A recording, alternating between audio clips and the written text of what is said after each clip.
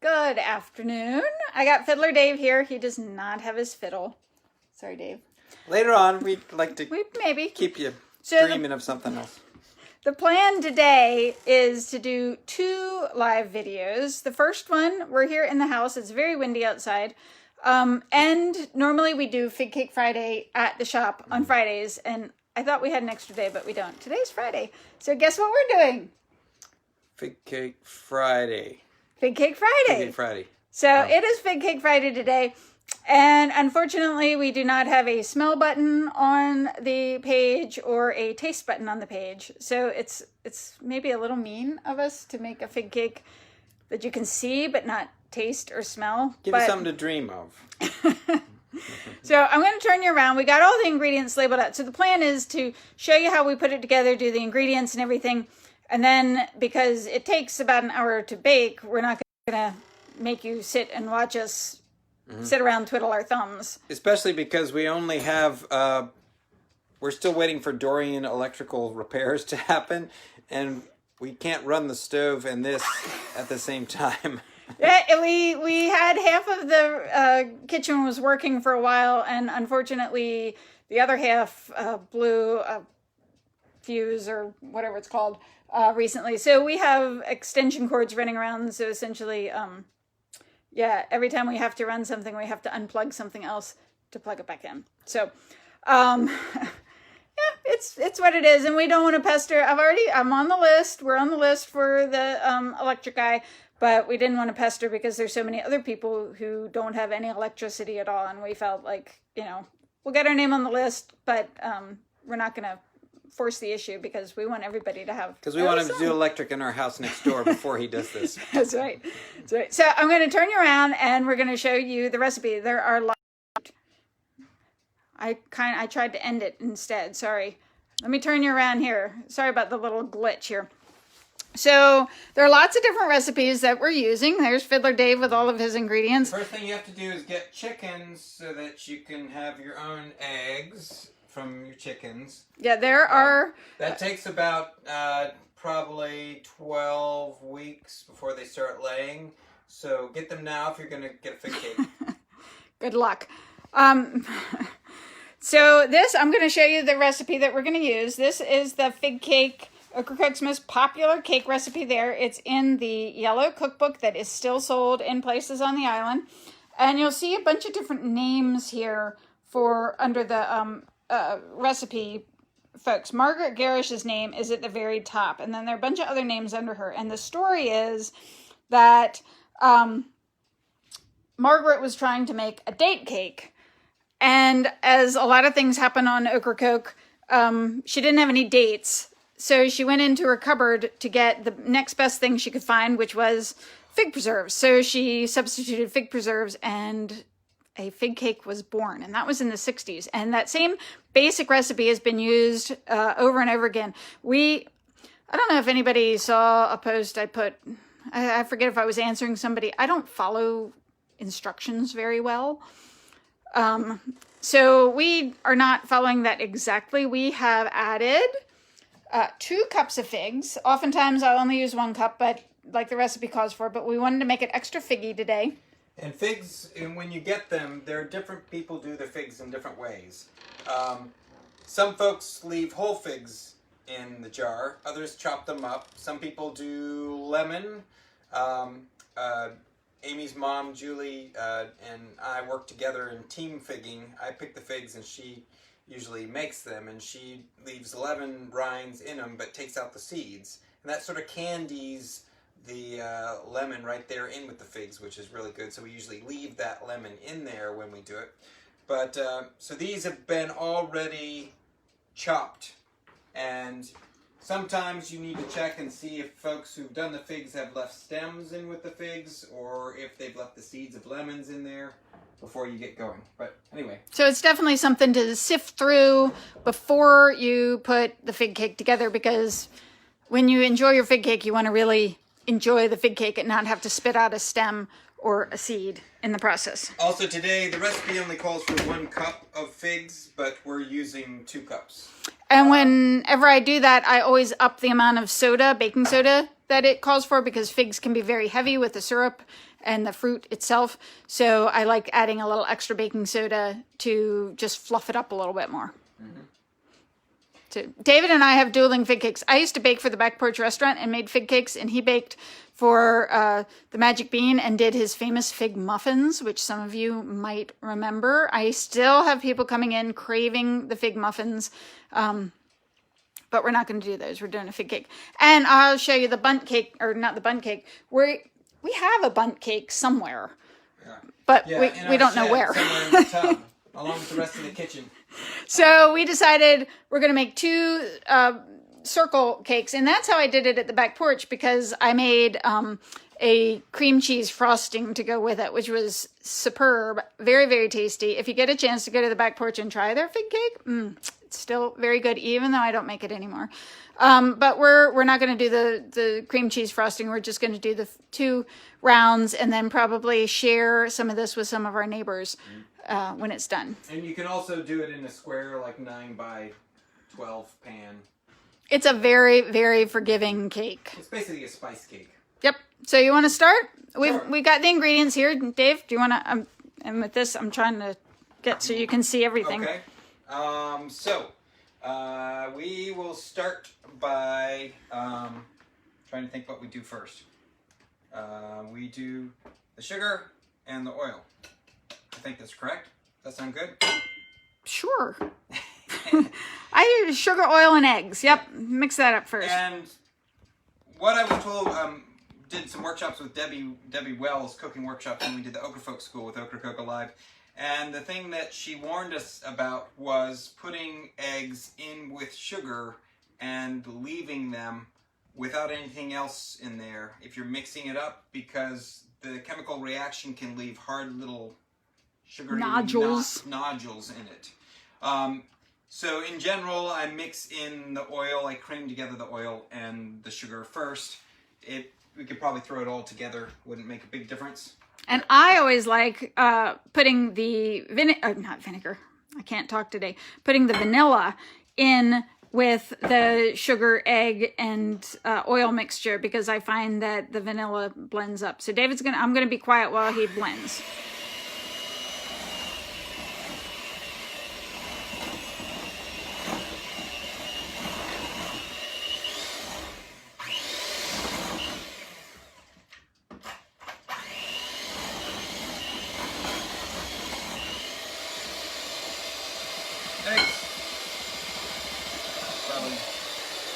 Spatula here. And make sure we get everything together.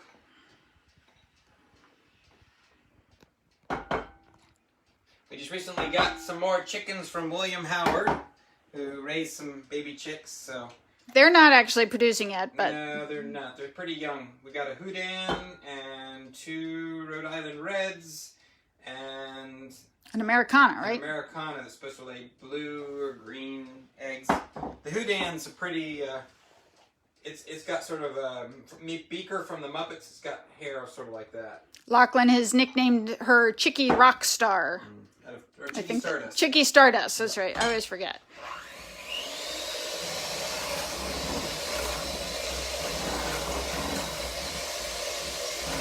Yes, and I see a comment, love the bowls. These bowls were my grandmother's. So and we've added to it. We've got a couple extras. Every time I find a good price on them, I'll get an extra one in case we break one. But these are the ones we've been using for a long time now.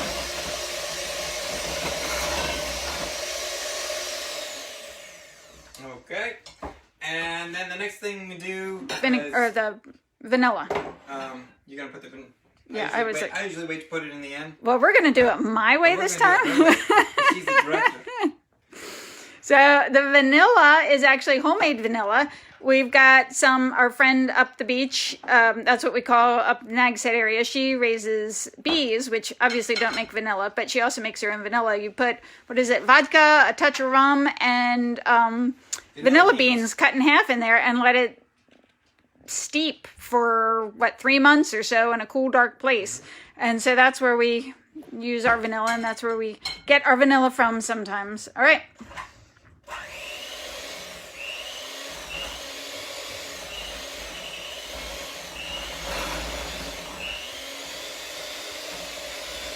We got people checking in from all over the place again. It's always fun to see where everybody is coming from. Got lots of... Sorry. So we've already put the salt in here with the flour, and we're going to go ahead Close up so you can see what the... I know most of you have baked before, but that's the oil, sugar, vanilla, egg mix. Mm-hmm. And you're mixing up, Dave? Salt and flour. This is baking soda. And 3 spices in here, cinnamon, nutmeg, and allspice. Some fig recipes don't call for allspice. This one does. Some you can substitute cloves for instead of allspice. And a lot of the recipes call to dissolve the soda in water and add it last, which works as well. The danger with doing that is that it might have been done before in our household, that when you wait to do that till last, you kind of forget it. And if you don't have the soda in the fig cake, you have a very flat fig cake. So by putting it in with the dry ingredients, you make sure you get it in there instead of realizing when you pull the cake out that you didn't. So next, a lot of times in recipes like these, they'll have you alternate the dry ingredients and adding the liquid. So I can't remember if Amy mentioned this. We didn't get buttermilk because generally we don't have a use for buttermilk, and so we usually just do milk and throw some vinegar in it. Some white distilled vinegar. Yeah, and if you used real buttermilk, it would be a little more rich, buttery, sort of. The other thing we didn't have was a second cup measure, so we're guessing. We had a difference of opinion. I added to it. David thought it was too much. I thought he had put too little, so, yeah. But Amy can't be right all the time, so hey. So I'm just going to sprinkle about a third of that in and throw in about a third of that. And you haven't done the eggs yet. Oh, you did do the eggs. That's right, that's right. We just had the eggs for show, and then we had some broken already. You really wanted to rise. Sorry. You had 6 eggs.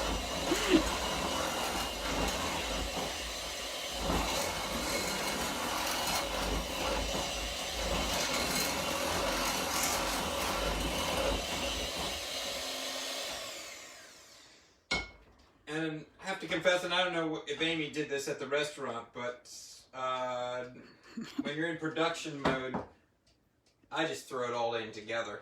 And what? And I'm sure if Debbie Wells was watching, she could correct me on that being a mistake. But they say here, Julie says that forgetting the baking soda only happens when a bottle of wine is open. Oh. Amy was talking about a bottle of wine being open somewhere. Somewhere.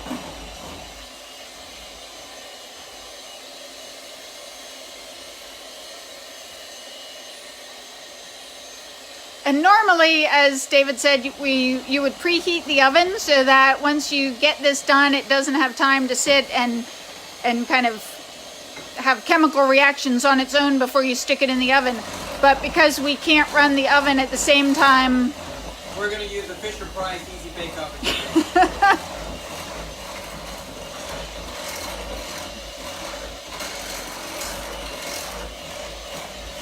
So that's mixed up pretty good.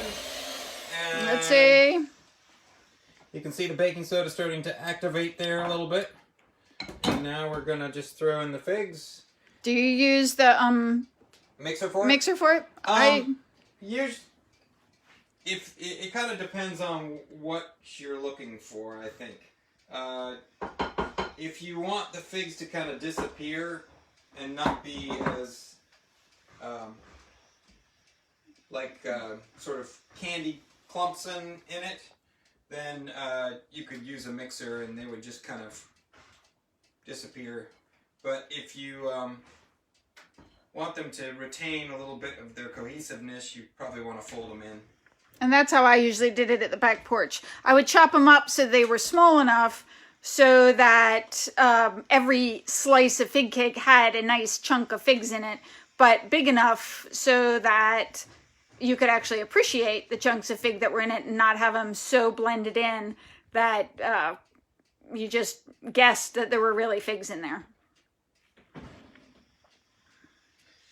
So, we have one question. I'm late to the party. What are you making? We are making a okra cooked fig cake. An okra cooked fig cake.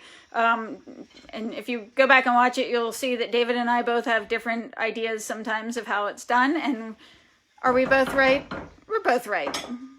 Important. Yes, and other people are right too. Everybody's got their own way of cooking and baking. And now there's a fig festival usually on Ocracoke in August that Preservation helps put on, and Sunday Horn usually helps out with that. And I've heard that the original recipe was less of a spice cake and more of a the original version of this. Oh, yeah, it was more of a layer. Well, before it became figs mixed in with it, it was a yellow cake with figs in between the layers. That was the fig cake. But it wasn't until Margaret tried to make the date cake and didn't have dates that she substituted for figs and got such rave reviews from it that became the Ocracoke, traditional Ocracoke fig cake after that. But that fig festival is a lot of fun. It has food is a big part of it, of course, and so there are fig cake competitions, traditional and innovative, and then there are other fig recipes. Usually, the figs are coming ripe on Ocracoke in late June through mid-August. There are a lot of different varieties. There are about a dozen different varieties of figs, so they all kind of ripen slightly different times. Yeah, but in the height of the season of the figs getting ripe, I can go out to some friends' trees and probably come back with 2 huge bags of grocery store bags full, like 10 or 12 pounds of ripe figs every day for a week or 2. At the Village Craftsmen, our pint figs have been done in recent years by Carol and Warren Ritchie. Sadly, Warren passed away just about a month or so ago. I'm hoping that Carol will continue the tradition of making the fig preserves because they're very, very tasty. And I think Warren said last year he got 250 pounds of figs that they cooked down into fig preserves. So when it's a good season and a good crop, the figs crank out and you can really collect a lot of them. Mm-hmm. So these pans, real quick, we've just oiled them and then dusted them with flour. That helps it helps getting it out when...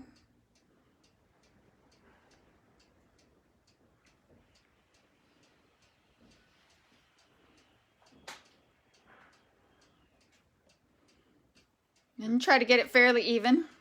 Yes. Question, can you freeze figs? No, you don't even take the skin off. We stem them, and I used to think that you have to preserve the figs right away, get them, and it's always hard because we're busy in July and August and getting the figs and then cooking and it's hot. And finally I learned that you can stem them, throw them in the freezer, and then when you have time, just take them out and cook them down. Oh, we have a request for the fig tongue twister. All right. We gotta get this finished up, and then These aren't exactly even here. Well, throw them back.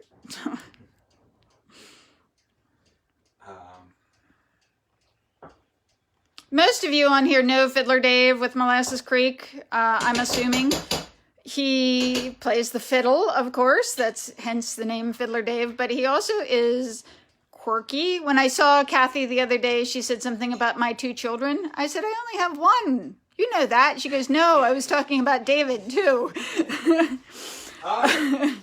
So is everybody ready? Are you ready, Dave? Have you practiced it? Oh, I went over in my brain. We'll see. Okay, so David, before we put these in the oven, actually, can you unplug and turn the oven on so that while you're doing the fig twist, Sure. I can't even say fig twister. I think we lost the cord, did we?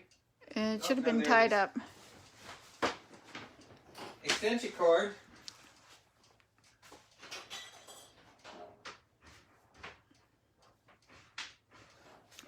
Yeah, the This health. is OSHA approved. I was going to say, the home inspectors probably wouldn't really go for this. We do tie it up so that the water at least won't get into it, usually. I'll tie it up when he's done. So yeah, there was also a question, how many, what contests have we won? We haven't won any. I've only entered once, actually. I didn't win anything. I don't know if David has entered the fig cake competition. Usually when the fig festival's on, we just don't have time to make it anyhow. So, all right. Oh, so this is a little something I wrote to do at Molasses Creek performances, and then we did with Ocracoke Alive. We did the Dingbatter's Guide to Ocracoke show at Deepwater Theater, and we included it in that as well. So let's see. Well, folks, it's almost fig picking time in Ocracoke. But how can you keep up with those quickly ripening fruit during a busy summer? That's why you need a new pneumatic fig picker from inventor Jebediah Quigg. Jebediah Quigg's pneumatic fig picker is the quicker picker because it's the slicker fig picker. This picker plucks only the plump figs and big figs. No longer will you be a sucker for those figs that make you pucker. Plus, this Quigg's rig will place a sticker from the picker on the figs that make your sucker pucker. Hey, you, sir, do you have problems with pigs in your figs? Well, with Jebediah Quigg's wigs, you'll scare off the pigs as they dig to get your big figs. And those kids stealing and eating your figs? Well, with Jebediah Quigg's pneumatic fig picker and wig, you put a jolt in the tickers of those fig lickers and knickers with a sneaky zapper that will gig them and make them bicker. Each kit comes complete with a recipe book, highlighting not only the latest in canning techniques, but also pickling. And for those fussy fig picklers out there, the kit also comes with a feather, exclusively designed for tickling out unwanted nickel that might accumulate in your fig pickles. So no longer will you be the fickle picker and pickler of figs. Not with Quiggs. There you go. Yay! Did I say anything dirty? I always have to think about it after I'm done. Okay. All right, so we got the oven on. We got everything in there. Oh, no, we don't. It's right here. Oh, right. Well, we don't have it in there. We're going to preheat the oven, stick it in, and we will come back in, 40 minutes or so? Because it's not a bundt cake, it'll cook a little bit faster. So we'll come back in just a little bit, and you can watch us pull it out, and maybe once the cakes are out of the oven, maybe we can get a little fiddle tune? Maybe. We'll see. All right. So we're going to finish up, and we'll be back in a little bit. Bye.